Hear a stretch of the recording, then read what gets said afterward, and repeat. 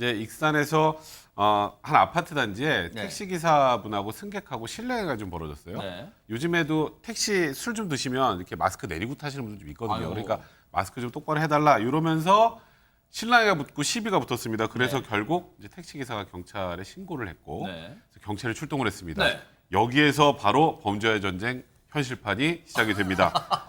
나 익산시 부시장이고 내가 책 잡힐 일을 했다고 생각하지 않는데 자네 서장 누구야? 오. 내가 전화 좀 할게. 이러면서 호통을 쳤다고 합니다. 대박 사건입니다. 영화 최민식 씨가 했던 대사랑 거의 틀리지가 않아요. 싱크로율 대박입니다. 이 사연을 접한 누리꾼들 어떤 반응일까요? 일단 조강영 기자님. 네. 저도 참 황당한데요. 네. 누리꾼들도 마찬가지로 황당했던 것 같아요. 제가 익산 지역의 온라인 커뮤니티 반응을 좀 아 모아봤습니다. 그래요, 네. 소개를 해드리자면 네. 이 부시장님의 존재를 뉴스를 보고 알았다. 누군지 몰랐다. 네. 그리고 경찰서장을 아셔서 뭘 어쩌시려고 한 건지 정말 창피하다. 참 진짜. 또 영화 속 최민식인 줄 알았다. 저도 그랬습니다. 네. 그리고 지금이 어느 시대인데 술 먹고 갑질이냐. 관사 들어간 세금이 아깝다는 따가운 댓글들이 있었습니다. 네. 글쎄요, 부시장에 관사가 있는지는 모르겠으나 일단은 뭐 시장 정도는 관사는 있겠죠. 근데 술이 일단은 저 때는 취했어요. 술을 깬 다음에는 그러면 쥐구멍에라도 들어가고 싶은 심정이었을 텐데 전혜연 평론가님 해명은 내놨습니까? 예, 언론을 보니까 해명을 했는데 이 해명 내용이 진심 어린 사과인지는 좀 논란이 있을 수 있는 왜요? 것으로 보여요. 네. 뭐라고 했냐? 네. 신분을 밝히고 경찰서장이 누구냐 이렇게 물은 것은 객관적으로 처리해달라는 취지였다. 술을 마셔 잘 기억은 안 나지만 사실인 것 같다. 시민들에게 사과드린다라는 내용이었습니다. 와, 대박 사건입니다. 그러니까 전혜연 평론가님, 술은 마셔, 이제 종합을 해보면 술은 마셔 기억은 잘 안 나지만 객관적으로 처리해 주세요. 뭐 그랬다는 거예요, 지금? 나 부시장이야. 너네 서장 누구야? 이거를 객관적으로 처리해 주세요라고 들을 경찰이 있을까요? 이거 소위 말해서 나 빽 있어. 내가 누군지 알아. 이 말이잖아요. 그래서 아마 시민들이 좀 납득하기 어려운 해명이라고 보입니다. 네. 하나만 한 해명이죠. 그러니까요. 네. 하면 그러니까요. 안 돼요, 이런 해명은. 네. 그러니까 아까 조금 전에 조광 기자 말씀하셨지만 사실 우리가 시장은 누군지 아는데 부시장이 누군지 모르는 경우가 잘 많잖아요. 모르잖아요. 근데 부시장이 더 유명해졌다고 합니다. 익산에서. 그런데 이 해당 부시장이 사과를 하긴 했나 봐요. 직접 얘기 한번 들어보시고 이어가 보도록 하겠습니다.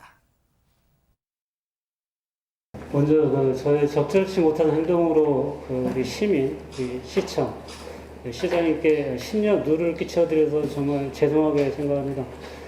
비록 만취했다 하더라도 해서는 안 될 행동을 했습니다.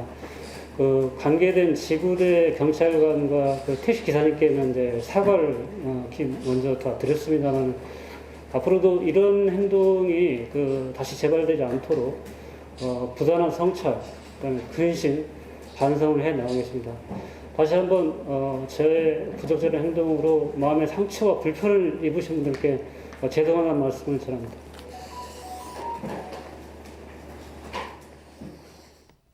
김은배 팀장님, 네. 오택림이에요. 아, 예, 네. 전북 익산의 부시장이에요. 시장되네.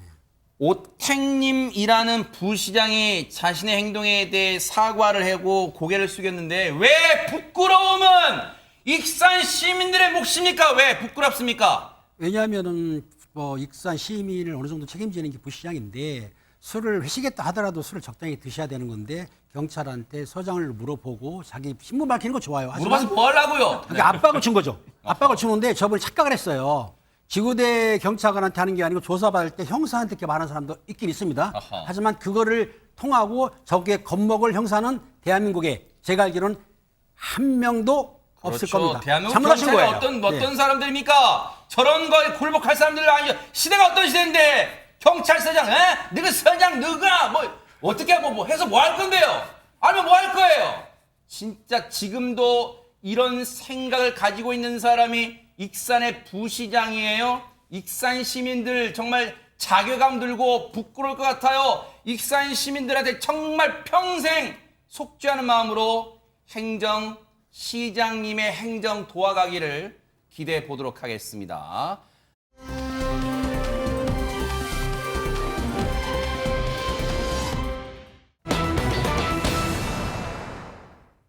세상에 언제쯤 우리나라가 우리 사회가 이러한 끔찍한 소식을 전해드리지 않는 날이 올까요? 전혜연 평론가님. 예, 사건은 어제 오후 경북 안동시청 주차타워에서 벌어졌습니다. 당시의 상황 영상 보면서 설명드리겠습니다. 예, 검은 옷을 입은 남성이 어디론가 다급하게 전화를 겁니다. 주변에 도움을 요청하는 듯한 모습입니다.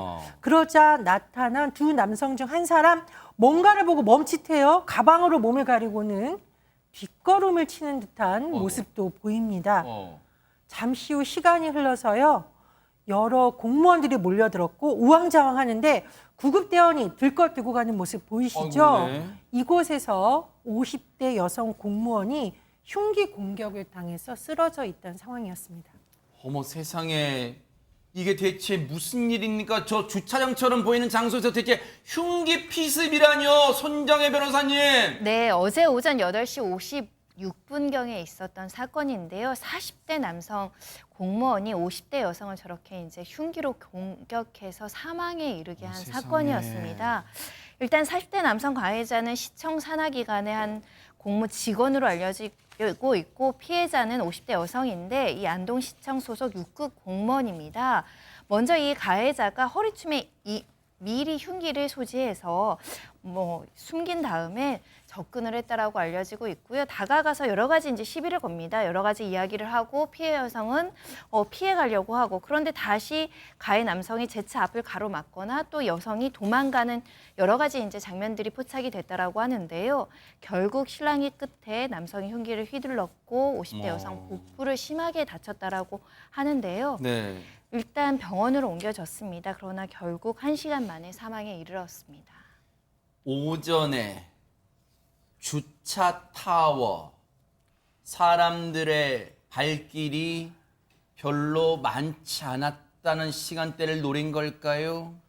경찰은 CCTV를 확보해서 살펴봤겠죠. 그랬더니 조강현 기자님, 흉기를 휘둘렀던 이 남성의 행동이 정말 더 어처구니가 없었다면서요. 범행 후의 모습이 어땠습니까? 그렇습니다. 40대 남성은 범행 이후에 여성이 쓰러지자 사람들이 모여들었겠죠. 그때 현장에서 빠져나와서 본인의 차량으로 유유히 걸어갔습니다. 세상에. 근데 알고 보니까 이 남성이 여기서 미리 준비한 흉기를 들고 차량 시동을 끄지 않은 채 피해 여성을 기다린 겁니다. 세상에. 게다가 시청에 따르면 이 남성은 평소 간질환과 고혈압의 지병을 앓고 있었으며 최근에 병가를 내고 휴직 중이었다는 상태였다고 합니다. 그리고 범행 당일에 흉기를 준비하고 차를 몰고 시청까지 왔던 겁니다. 김은백 팀장님, 몸이 아파서 최근에 병가를 내고 휴직이었던 사람이 그날 주차타워에 주차를 해놓고 시동도 끄지 않은 채 흉기를 가지고 왔다는 건 철저하게 계획된 범죄일까요? 그렇습니다. 병가를 내고 휴직이라 한다면 치료를 받든지 병원에 있어야 되는데도 불구하고 기다리고 있다가 아침에 출근하는 50대 여성 공무원 주무관이죠. 주무관한테 다가가서 시비를 하다가 미리 준비했던 흉기로 사람을 살해한 건데 그렇다고 미리 계획 준비된 거죠. 근데 네. 중요한 건 뭐냐면 네. 이 사람이 왜 이유를 지금 말 않고 있어요. 검거되는지 조사를 아하. 말하는데 이게 이제 치정 관계인지 원한 관계인지 아니면 채무 관계인지 네. 여러 가지로 있겠지만은 아직 말 안 하는 거 봐서는 확실한 걸 모르겠습니다. 그래서 이제 주변 사람한테 물어봤더니 사생활 문제니까 정확히 모른다라고 했기 때문에 네. 본인이 진술을 거부한다 하더라도 담당 형사가 또 추궁하다 보면은 네. 이 사람의 범행 동기가 나오리라고 봅니다. 동료 공무원들도 일단 두 사람의 관계에 대해서는 잘은 모르는 것 같아요. 사생활 부분도 있고요. 근데 백성문 변호사님, 이 범행 동기를 밝혀내는 게 일단은 수사에 또 급선무일 것 같기도 합니다. 그러니까 보통 이제 동료 공무원이라는 표현을 쓰니까 뭐 같은 부서에서 일하거나 그러면서 뭔가 트러블이 생기고 그래서 범행을 저지른 게 아닌가라고 보통 생각하기 쉬운데 일단 그렇진 않습니다. 이 피해 여성 50대 여성 같은 경우에는 안동시청 근무하는 6급 공무원이고요. 40대 남성 가해자는 안동시청 산하기관 시설점검부소 소속 공무원인데 여긴 대부분 현장에서 근무해서 같은 부서도 아니고 같이 일한 적도 한 번도 없다고 합니다. 그럼 연결 접점이 없죠. 그런데 일단 아직까지는 확정해서 저희가 말씀드리기 좀 어렵습니다만 안동시청 관계자의 얘기로는 이 40대 남성이 평소에 이 50대 여성 피해 여성 공무원을 좀 이렇게 따라다니는 모습을 여러 번 본 적이 있다. 그 50대 여성은 이걸 그렇게 심각하게 여기진 않았다. 이런 진술이 지금 나온 상황이라고 합니다. 네. 그러니까 혹시 이게 스토킹 때문에 발생한 범죄일 수도 있다라는 그런 하나의 뭐 단서가 될 수 있는 것 같습니다. 네. 이런 가운데 전현현 평론가님, 이 피해자분의 평소 어떤 성품 이런 게 알려지면서 안타까움을 더하고 있다면서요. 예, 이 피해를 입으신 분이 굉장히 성격도 활달하고요. 굉장히 업무에 충실한 것으로 전해지고 그래요, 있습니다. 세상에. 또 수의사 자격도 갖고 있다라고 그래요? 하는데요. 무엇보다도 주변에서 정말 안타까워하는 부분은 초등학생, 중학생 자녀가 있는 것으로 알려져 있습니다. 어떡합니까 세상에. 아이들 어떡합니까 진짜. 그런데 김은배 팀장님, 앞서 CCTV상에 포착된 상황을 보면 범행 후에 뻔뻔하게 현장에서 벗어났어요. 이 사람 지금 잡혔습니까? 어땠습니까? 그렇습니다. 이 남성 피의자가 사실은 자수를 했습니다. 네. 자기가 자수를 했는데 아까 말했듯이 범행 동기에서는 묵묵부답을 하고 있는데 아마 흉기에도 압수를 했어요. 그러니까 범인은 인정이 되는 겁니다. 그런데 이 남성이 사실은 부인을 폭행해가지고 별거중이라는 겁니다. 그리고 본인의 수준에 맞지 않게 고가의 수영차를 할부로 구입한 걸로 봐서는 네. 돈 문제도 걸렸을 것 같기도 하고 아하. 그 와이프하고 별거 중이기 때문에 시험 관계도 있을까 싶은데 아까 그 변호사님 말한 대로 특별한 건 안 나오지 않습니까? 그렇다 하더라도 네. 이 이제 영장을 청구해서 고소시키겠죠. 그리고 조사하게 되면 실제적으로 범행한 내용의 동기를 밝혀낼 수는 있을 것 같습니다. 끔찍한 범죄를 저지르고 일단 자수 형태를 취했어요. 혹시 고도의 무슨 뭔가를 계산한 걸까요? 손정혜 변호사님. 일단 자수를 하게 되면 임의적 감경이라고 해서 형을 감경할 수 있기 때문에 이미 이제 뭐 CCTV나 동선상 가해자가 쉽게 특정되는 상황에서 자수해서 형을 감면받겠다라는 계획하에서 재빨리 자수했을 가능성도 있습니다. 아하. 그런데 제가 말씀드린 것처럼 자수 감경은 판사의 재량껏 할 수 있기 때문에 진정으로는 반성을 하는 것인지 유가족에게 용서를 받았는지 여러 가지를 고려해서 이제 양형을 선택하지 않을까 생각이 들고요. 가장 중요한 건 범죄의 동기입니다. 사실 지금까지는 일부 추측으로는 스토킹 범죄의 피해가 아니냐 이런 추정도 나오고 있는 상황인데 정말 그렇다고 한다면 범행 동기로서 좀 비난 동기 살인죄가 해당될 가능성이 있어서 실제 평소에 40대 남성이 50대 여성에 대해서 작은 여러 가지 이제 스토킹 범죄를 해왔는지 또는 그 과정에서 협박이라든가 여러 가지 이제 불순한 동기를 드러냈는지 이런 것들을 밝혀야 될 것 같습니다. 너무나도 충격적이고 끔찍한 사건이었습니다.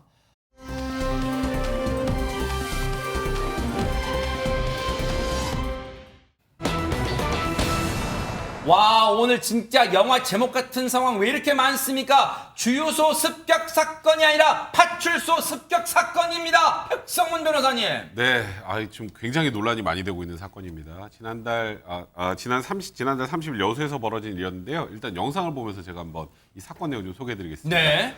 지난달 30일 새벽 2시 15분쯤 여수의 한 거리입니다. 지금 보시면 복면을 쓴 20대 남성이 뭔가가 든 봉투를 들고 빠른 걸음으로 어딘가를 향해 다가가고 있죠. 네. 이 남성이 도달한 곳 다름 아닌 바로 파출소입니다. 어허. 파출소의 문을 마구 흔듭니다. 그리고 문틈으로 뭔가를 쏘는데요. 어허. 남성이 쏜 것 총소리하고 똑같은 소리가 나는 화살총이었습니다. 살충요. 네, 이 남성 파출소 옆 창고로 잠시 숨었다가 다시 달려서 도망을 치기 시작합니다. 어허. 다행히 이 화살은 아크릴 가림막에 꽂혀서 경찰이 다치진 않았는데요. 네. 근데 문제는 네. 이 상황보다 이 네. 다음 상황입니다. 어허. 저 경찰서 안에 총 7명이 근무하고 있었고 어허. 2인 1조로 권총을 소지하고 있었는데 네. 저기서 맞대응을 한 게 아니고요. 가만히 있었습니다. 세상에. 그리고 숨어서 112에 일단 신고를 하고 네. 그리고 그 다음 단계에서 범인은 도망갔죠. 네. 그 이후에 경찰은 아무도 밖으로 나오지 않았습니다. 그게 어머. 대략 20여 분 정도였고 네. 파출소 문은 전혀 열리지도 않았다고 합니다. 대박 사건입니다. 귀를 의심케 합니다.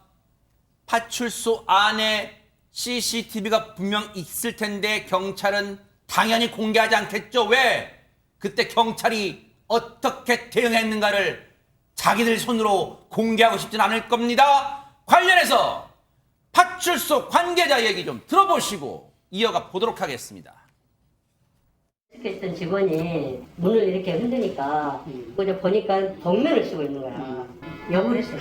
바로 우리 직원 상대로. 그게 이제 들어오고 뭐 쏘고 도망가는 시간이 12초가 됐어요. 12초. 직원들이 듣기에는 그 소리가 총소리가 너무 컸답니다. 일단 먼저 엎드리고 그리고 핸드 무전기가 꺼져 있는 직원은 급하니까 핸드폰으로 무전이 안 되는 지역에서는 우리가 핸드폰으로 무전 조획이라고 그러는데 그렇게도 저희가 보고를 하고 있습니다. 20분 동안 파출소 문은 안 열리대요. 20분이요? 네.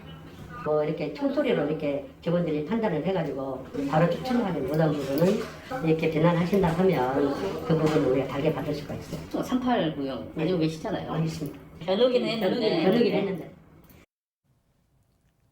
보셨죠? 화살총이라는 이 무기가 보기에도 흉측합니다. 진짜 무슨 화살총이라는 그 매개체만 다를 뿐이지 총이에요, 총 진짜. 화살의 길이가요 40cm 보세요. 지금 40cm입니다.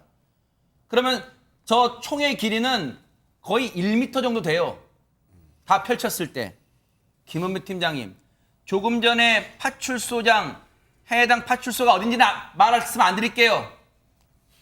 그 파출소 어딘가 말하면 죄다 알 테니까 여수 시민들이. 그 파출소장 목소리요. 파출소장이라는 자막, 그 파출소장이라는 자막만 지우면요. 어떤 사건 목격한 시민이냐 하는 얘기 같아요. 아, 제가 들었는데요. 그 사람이 총을 쏘니까 경찰들이 막 숨어서 있고요. 막 나오진 않았어요. 한 20분 동안 안 나왔어요. 이게 지금 경찰이 할 얘기입니까? 대응 못했다는 얘기를 하고 있어요, 지금. 너무 창피한 일인데요. 사실상은 저 남성이 파출소를 스키겠다 하더라도 바로 곧바로 대응을 해야 되는 겁니다. 진압을 하고 상대편 인원수가 많을 경우에는 경찰 타격대를 부릴 수 있습니다. 그런데 화살 한 방 맞았다 해가지고 7명이나 되는 직원들이 피했다는 거는 너무 창피한데요. 사실은 손해 근무가 2명이 하고 있어요. 근데 조장이 권총을 차고 있습니다. 그 조원은 테이저건을 차고 있어요. 만약에 총을 썼다 하더라도 당연히 대응을 해야 되죠. 근데 그거를 숨었다고 그래서 물론 감찰 조사를 하겠지만 경찰관들이 몸을 투신해서 시민 재산을 보호해야 되는데 시민의 재산과 생명을 보호하는 것 둘째를 치고 자기 몸을 숨으려고 했다는 거는 실제적으로 저는 보도가 보게 되니까 너무나 가슴이 아파요. 저는 경찰이 있었나 싶어 선배로서 저런 경찰이 있었나 싶은데 변명하더라도 변명이 좀 와닿지 않네요. 어떻든 경찰이 습격당했다 하더라도 즉각 대응하고 그걸 진압해야 되는데도 불구하고 10분, 20분 동안 숨어 있었다는 것은 국민 여러분에게 너무나 죄송한 일이죠. 지금 아래 자막 보세요. 제가 아까 말씀드렸죠. 그냥 일반 시민이 목격담 전하는 거하고 똑같잖아요. 아, 총소리가 너무 컸어요. 그래서 경찰분들이 막 놀라서 엎드리더라고요. 시민들 목격담하고 뭐가 다릅니까? 그리고요, 전현 평론가님. 100번 양보해서 경찰도 인간이기 때문에 실제 총소리와 비슷하게 총소리가 커서 그 순간 두려울 수 있어요. 그런데 20분 동안 파출소 밖으로 나가지 않았어요. 그러면 20분 동안 그 범행이 무고한 시민들 향해서 그 화살총을 난사할 수 있다는 생각 안 들었어요? 저는 이 소식 듣고 정말 깜짝 놀라서 시민들이 경찰을 믿을 수 있을까라는 생각도 들었습니다. 물론 모든 경찰이 그런 것은 아니겠지만 이거 사실상 살상무기잖아요.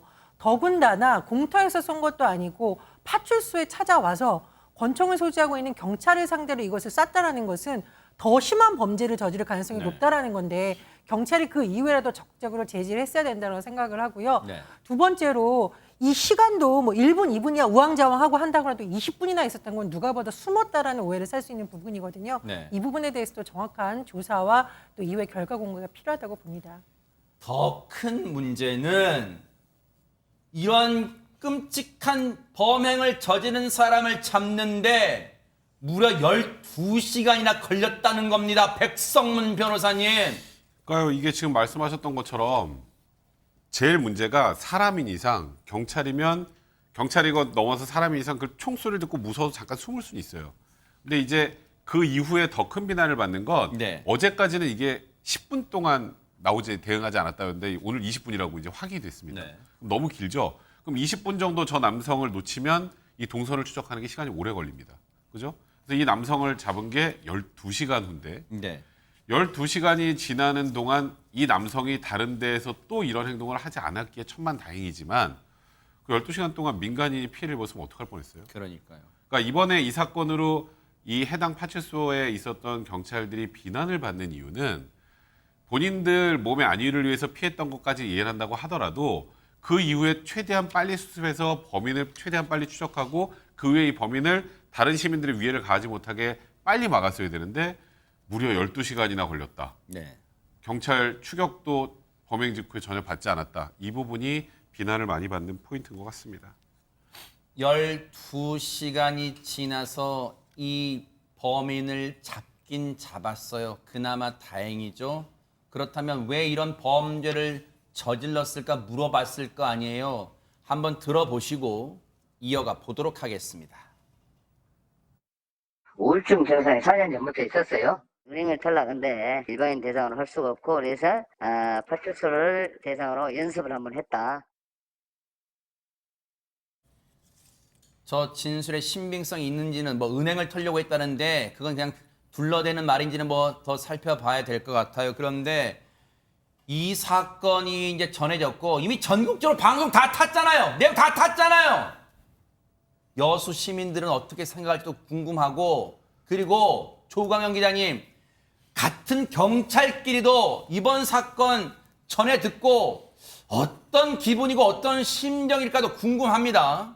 네, 그래서 제가 그 직장 임명 블라인드죠. 커뮤니티 어허. 블라인드를 좀 살펴봤습니다. 네. 경찰청 게시판인데요. 일단은 경찰을 좀 옹호하는 글들이 좀 있더라고요. 네. 그러니까 그런 심정을 충분히 이해한다. 예를 들면 너라고 안 저럴 것 같냐.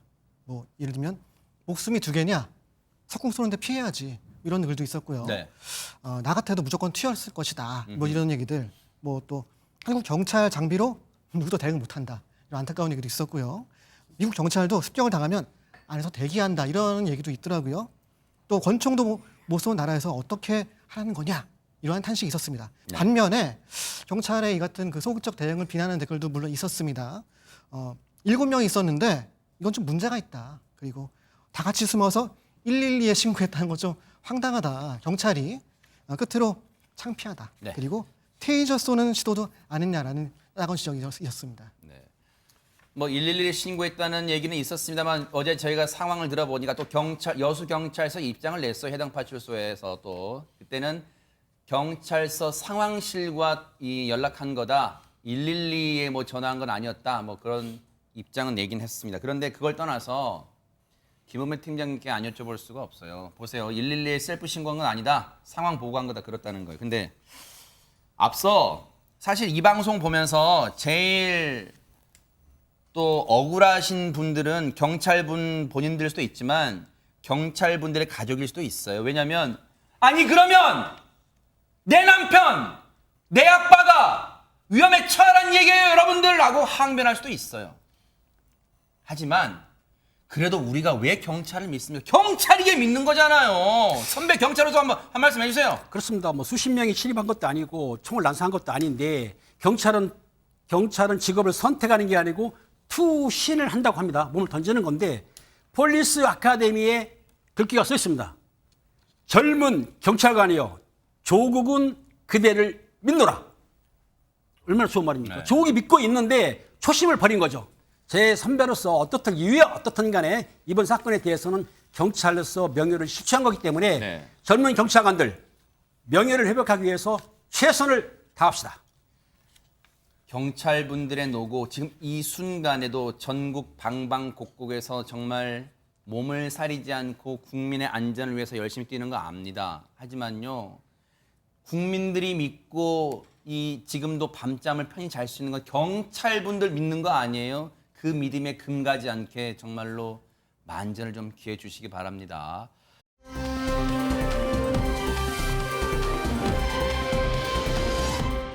그런가 하면 여러분 혹시 지난 3월에 세간을 떠들썩하게 했던 지하철 폭행녀 사건 그거 아마 기억나실 거예요. 오늘 이 사건 관련 1심 재판 결과가 있었는데 먼저 그게 어떤 사건인지 해당 영상 좀 보시고 이어가 보도록 하겠습니다.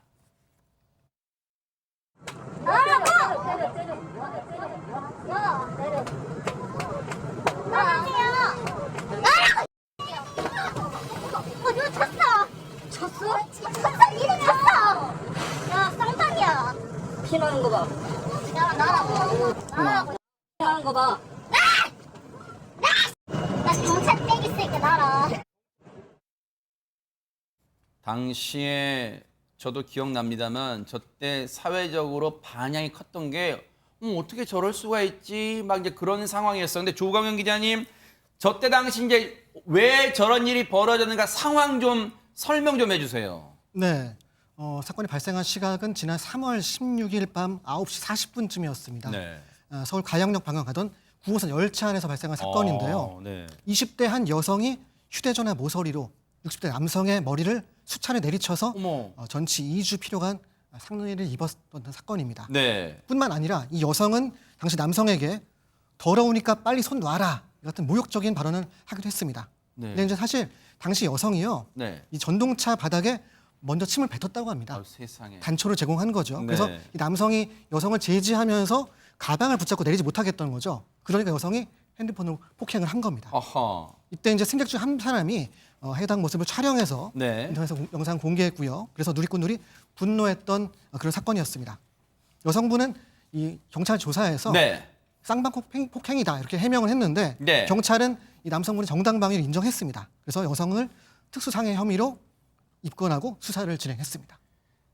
3월에 밤 9시 10시가 다 되는 시간이에요. 지하철이에요. 모르긴 몰라도 뭐 단정할 수는 없지만 어디서 한 잔 드시고 가는 길인지는 모르겠지만 저런 상황이 빚어졌어요. 어떻게 저럴 수가 있어요. 휴대전화 모서리로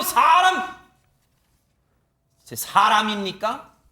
사람이에요? 그런데 저 여성을 수사하는 과정에서 김원배 팀장님 폭행 피해를 당하신 분이 더 계셨다는 얘기가 나왔어요. 그렇습니다. 조사하는 과정에서 지난해 10월경에 또 지하철 1호선입니다. 1호선에서 승객과 다투면서 당시에도 물을 붓기도 하고 가방과 손으로 때렸기 때문에 그 사건이 지금 접수 중이거든요. 네. 그러니까 판결이 안 났기 때문에 이번 사건과 같이 병합 처리가 할 수가 있습니다. 아하. 예. 왜냐하면 확정 판결 안 받았기 때문에 네. 병합 처리해서 처벌을 하는데 검찰에서는 그렇습니다. 위험한 물건, 그 휴대폰이 그렇게 했잖아요. 위험한 물건이고 또 상해를 가갖고 합의도 안 됐다는 거예요. 아하. 합의도 안 됐고 여러 사람한테 피해를 줬기 때문에 그런 거에 대해서 검찰에서는 이제 2년을 구형을 했지만 재판부에서는 어떻게 할지 모르겠어요. 하지만 그렇다 하더라도 여성분이 이렇게 한 번도 아니고 두 번씩 그랬다고 한다면 네. 재판부에서도 좀 선처보다는 조금 강하게 네. 처벌할 것 같습니다.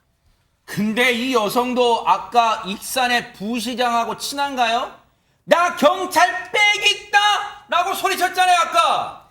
그런데 이 여성이 변론을 또 하는 과정에서는 울면서 선처를 호소를 했다라고 해요. 지난 5월 25일 두 번째 공판 과정의 내용을 좀 요약을 해보면 이 해당 영상은 이 여성은 본인이 집단 따돌림, 이제 이른바 우리가 왕따라고 하는 정신증 집단 따돌림 피해자라는 식으로 호소를 했다라고 하는데 초등학교 때부터 10년 정도 그런 일을 당해서 후유증을 앓고 있다는 거고 대학도 그런 문제로 있어서 자퇴를 했다. 그리고 간호조무사 실습을 할 때 병원에서 노인분들이 싫어하기 시작했다고 말했는데 네. 정신과 진단 받아보지 못한 걸 후회한다라고 했습니다. 그래서 네. 변호인 측이 공소 사실 모두 피고인에 대해서 인정을 하고 반성하고 있다면서 양형에 고려해달라고 요청했다고 합니다. 아니, 그러니까 저 얘기를 갑작스럽게 하면 시청자분들이나 세상 사람들이 저걸 어떻게 받아들입니까? 아, 그런 사연이 있으니까 당시에 휴대전화로 사람을 때릴 수도 있구나 그렇게 생각합니까? 오늘 1심 재판이 있었는데 1심 선고 어떻게 나왔습니까? 손정혜 변호사님. 재판부는 반성하고 인정하고 있지만 그래도 재책이 결코 가볍지 않다라고 봤습니다. 징역 1년의 실형이 나왔는데요. 실제 집행유예가 아니라 실형이 나왔다는 측면에서는 엄벌에 처했다라고 평가해도 무방합니다. 네. 재판부에서 일단 피해자가 2명이고 지하철에서 피해자 머리에 음료수를 붓거나 가방으로 때리고 또 다른 피해자가 침 뱉는 행위에 대해서 항의하자 휴대전화로 여러 차례 때려 재책이 가볍지 않다라고 평가하면서 나아가서는 다른 승객들이 말리거나 촬영하고 있었음에도 아랑곳하지 않고 나이 많은 피해자를 상대로 범행을 계속했고 용서를 받지도 못했다라고 양형 이유를 설명했습니다. 일단은 진짜 백성문 변호사님, 이 여성의 이 판사님들 앞에 가면 또 한없이 뭐 약한 척도 하고 그럴지는 모르겠습니다만 보세요. 앞서 제가 말씀드렸지만 어떤 일이든지요. 진짜 100번 양보해서 한 번은 그래 실수라고 사람이 살면서 실수 안 하는 사람 없으니까 실수라고 쳐요. 그런데 백성문 변호사님 지난해 10월에 지하철에서 똑같은 장소에 지하철이란 공간이에요. 피해자 머리에 음료수 붓거나 가방 때리고 이게 정상적인 이성을 가진 사람이 할 수 있는 행동이 아니잖아요. 그러니까 술 먹고 지하철 타면 이런 일들을 늘 하는 거예요. 그게 이제 두 건이 이제 문제가 돼서 이게 같이 병합이 돼서 이제 재판을 받게 된 것 아니겠습니까? 거기다가 영상이 대중들한테 공개되면서 또 여성에 대한 비난도 굉장히 컸고요. 여성 뭐 여러 가지 변명을 했지만 저는 이번에 사실 판결 보고 좀 놀랐어요. 왜요? 사실 이 정도 상황에서 실형이 선고되는 건 흔치 않습니다. 아, 그래요? 그런데 재판부 입장에서는 네. 이 여성이 법정에서 했던 최후 진술이나 이런 것들을 대부분 변명이라고 판단했던 것 같고 왜 판사님한테 죄송하다고 그럽니까? 피해자들하고 합의를 해야지. 어허. 피해자들하고 합의도 되지 않고 사과도 받지 못했다. 그렇다면 이런 일들 재발을 막기 위해서는 엄벌할 필요가 있다는 생각으로 징역 1년의 실형을 선고했다고 판단이 됩니다. 해당 여성분이 앞서 지하철 폭행녀라는 그 영상 찍힐 때 단언하지는 않겠습니다. 술을 드셨는지 안 드셨는지는 모르겠지만 앞으로 실형을 살고 나와서 사회에 다시 복귀했을 때 일절 술 같은 거 드시지 마세요. 본인이 그런 상황이 있었다고 과거에 그런 상황이 있어서 뭔가 주체를 못했다고 판사님 앞에서 이유를 댔으면 사회에 복귀했을 때 정말로 개과천선한 모습으로 열심히 살아가는 모습 보이기를 정말로 기대를 해보도록 하겠습니다. 지켜보겠습니다.